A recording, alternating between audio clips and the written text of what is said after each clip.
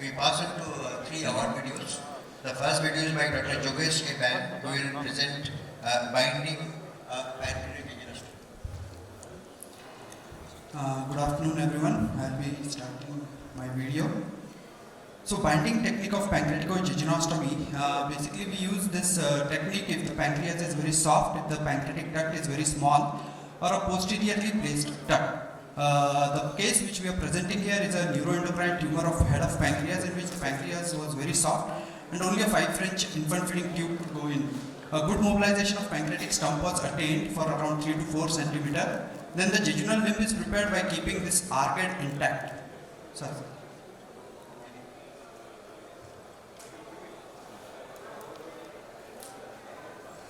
So I'll start again. Yeah.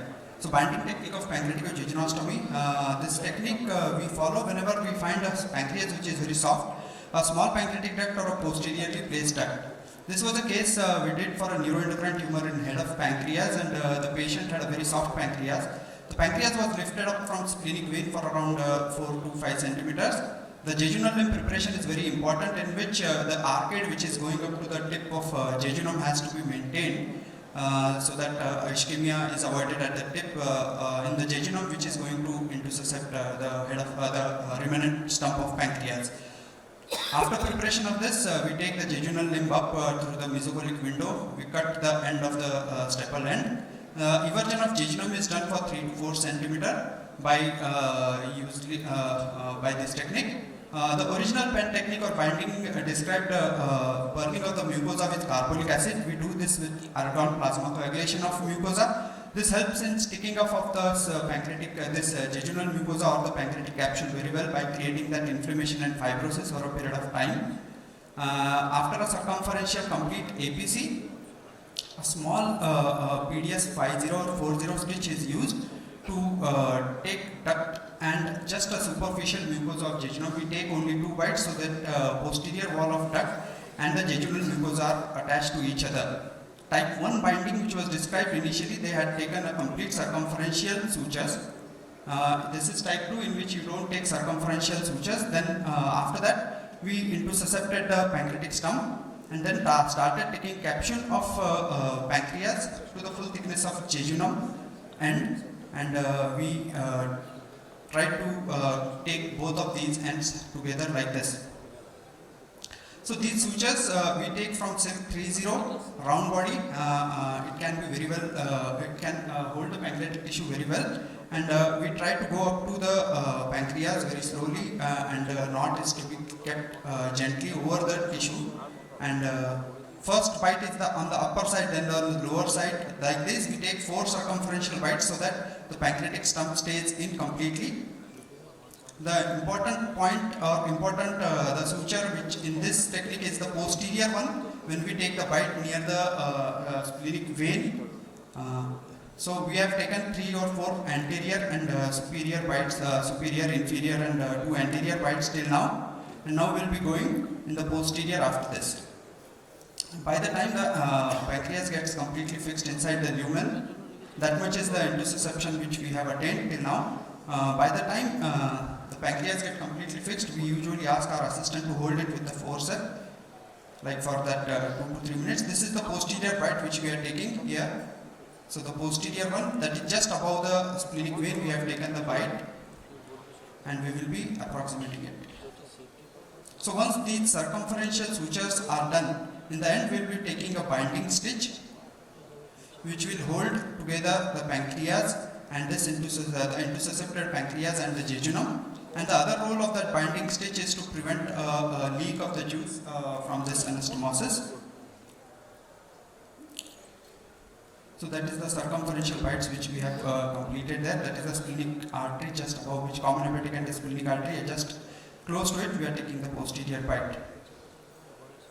So once these bites are done, a careful mesenteric window has to be made to avoid any damage to the vascular arcade there, and then this suture is taken circumferentially and it's tied so that both the things stay together, and it should not be that tight so that it causes ischemia in the terminal most part of the jejunum there.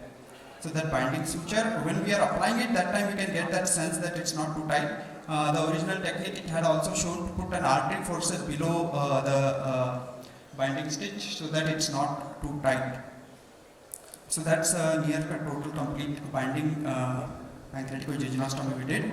That much is the intussusception which had happened, a complete binding pancreaticojejunostomy. So the original technique which was described with 227 patients, and they had shown no POPF in any of their patients, 2.2 mortality but a 31% morbidity. Some patients had splenic artery aneurysm or pseudoaneurysm which had complications. A comparative data of binding versus conventional, there is a meta-analysis which has shown that both are nearly good in performance. Other than PEN, rest of the studies have shown comparative data. PEN itself has shown a significantly higher, better rate of binding, but rest of the studies have shown. A recent post study from India also has shown that it is a safe procedure for a small duct and a posteriorly placed duct or a soft pancreas. So what we do routinely is a duct to mucosa bugler technique in most of our patients. Of 37 which we did 34 bugler and 3 in binding for duodenum, NET, head and spen of pancreas. And we had only one grade A POPF in one patient and no mortality. So we feel it's a good alternative to routine duct to mucosa technique in a selected group of patients like soft pancreas, a small duct or a posteriorly placed PD. Thank you. Okay. Any comments? The technique, one problem is there is a hypothesis. You think that the mucosa will get destroyed, but even Penn didn't say that clearly. See, mucosa regeneration happens from the lateral. It's not from the destroyed end. You have seen APC, it's not a complete mucosal destruction. You yourself might have appreciated it. Okay, so ultimately if you study all the layers of the BJ, there will be fibrotic layer and epithelial. Epithelialization comes from laterally by a lateral growth, not from the in situ growth. So unless you don't have a clear evidence in that aspect, you cannot say that mucosa destruction. Even if you study your anastomosis later, we are not sure the duct area inside is actually containing the mucosa and whether it is forming a mucosal inside. This we have to study. So my request is, before commenting that particular aspect, we have to study whether a mucosal is generating from the first stitch to the last stitch. It may not end up in leak, but this hypothesis I am a little bit unsure about that. Yes. Yes. Very nice presentation. My concern is that although we know this Penn's technique of binding for last many years, probably more than a decade, what are your reasons to say that this still not become so popular when you have near zero fistula rate? Yeah, so the near zero fistula rate was not reproduced by any other group which studied this Penn technique. Near zero fistula rate, which Penn himself has published, the same data was not reproduced by any other group. Most of the groups which have presented this have a fistula rate of 8 to 10%, which is seen with most of the techniques which we do. So that's why I'm saying it's not a routine thing which we follow. We do it in a selected group of patients where we find that pancreas is very soft. We're doing a routine duct to mucosa bugler one is not feasible in our hands as of now. Over a period of time, as the experience is growing up, even we are doing for those with very fine sutures. But in like the last 4 years, we have done it for 3 patients. Probably 4 years later, we might not be doing it. But our plan B should always be there with you. You should be ready with some other technique in case the routine one doesn't help you on table. That is the aim of doing a binding. What is the difference, do you think, between the conventional dunking and this binding? So the Apart from the suture, is there any other alternate mechanism which may be helping this? I guess the binding stitch is the only one which is different other than conventional dunking versus this binding. That binding stitch which holds up both the things together, and that's what prevents the leak. That's what is being mentioned. The original Penn technique, they had also injected saline into this and saw by injecting the saline whether there is any leak happening at the end or not. That's what also they found out. I guess that binding stitch is the only one thing which differentiates it from dunking.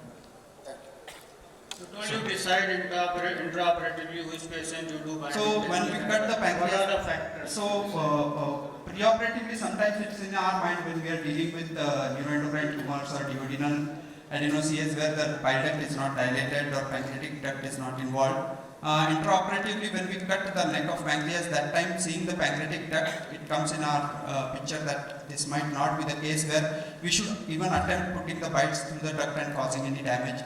Preemptively, that time only we decide we will go it with. In most patients with any teeth, it will be soft and Yeah. it is not dilated. You can decide pre-operatively also. But sometimes even on table, a good judgment comes in our mind when What we. is the difference between dunking? Dunking is also for same, in same situation we do dunking also. Yes. Why not dunking? Why this? It's adding only one stitch. Why not this? Then dunking. Okay, do you use actotide also? No, sir. No. So, because all the indications you are talking about, some people try to use actotide also. And why did you change the original pen technique? You must have been impressed by his outcome. And then you change. Sir, what is the basis? Actually, it's the original technique had a circumferential stitch type 1. It's short. Basis. You have any publication in the international? Sir, the circumferential Because stitch. when you do, just a minute, when you do something innovative and you are following somebody's technique, be impressed by his own result, and you are changing it in a major surgery. So any basis? We have not changed it. It's the same technique which pen has. Some modification you have done. No, sir. No, we have not modified. It's the type 2 technique which pen himself modified over a period of after out of his 227, 100 cases later he did with type 2 which we described. Your claim would have had more support if you had shown a historic control where a routine dunking has been done for years. If a routine dunking without a banding had increased pancreatic fistula rate and now you have reduced it, that only can support your claim. Otherwise, if you have the same, and how do you exactly assess the banding? You know, the banding alone is reduce the fistula rate. It is just a presumption. Yeah. But in a scientific study, you need to have a control. It is just a video of one study. One technique. Yeah, it's a feasible. It only shows that it is a feasible procedure. It's a feasible alternative to the routine technique which we. Alternative is required when you have a bad result with an established. So, sir, to that I'll comment that when I was under training, this was the alternative under which I got my training, so I am used to it. That's why. Doesn't accept your observations. Any reason you have used braided suture silk? Why you have not used? Most of the people use a monofilament either ADLs or proline for. Sir, for capsule of pancreas, if we are using at the duct, that time monofilamentous is okay. But for capsule to a full thickness jejunum, it's okay to use braided suture. The hold of braided suture which we get with the knot and all, it's very good. That's why we. Short pancreas, chances of tearing of the pancreas will also be high with the braided suture. Agree. Thank you, Can Dr. I make a comment? I just wanted to know that this kind of pancreas and the duct size you have shown of your 37 cases in 3 patients, isn't it very frequent that we come across a soft pancreas, more frequently come across soft pancreas in a small duct? Of 37, usually most of us don't come Of across 37, we have done it in 3. 3. Yeah. You must be having many more similar pancreas when you That's must what I am saying. As I am evolving in my pancreaticojejunostomies, I am using more and more of buccal now. Probably 4 years later, I might not be requiring this technique as I evolve and I gain experience. But right now, with the limited experience I have, I am using it as a matter. Soft pancreas, Yeah. not as a duct. Yes, thank you. Okay, thank you.